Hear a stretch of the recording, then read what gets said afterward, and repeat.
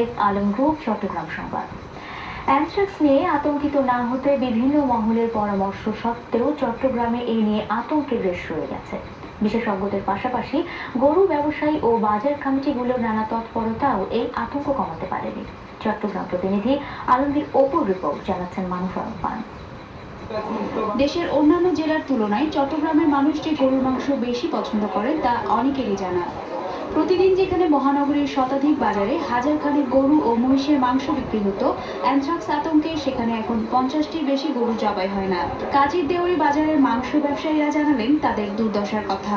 গরু লোক আইছে বলে এখন কাস্টমার ভয়ে খাইতে চায় না।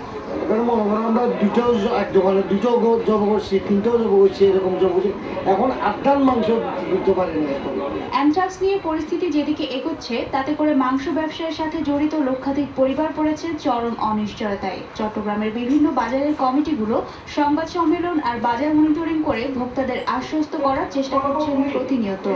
সরকারও এ ব্যাপারে দ্রুত কার্যকর পদক্ষেপ নেবেন এমন আশা তাদের। সরকারকে অনুরোধ করবো যে এই ব্যাপারে মাংস ব্যবসায়ীকে বাঁচানোর জন্য একটা উদ্যোগ নেওয়া উচিত, প্রচার করা উচিত যে চট্টগ্রামে অ্যানথ্রাক্স নেই, সবাই কিনতে পারবে এবং খেতে পারবে, কোনো রোগ হবে না।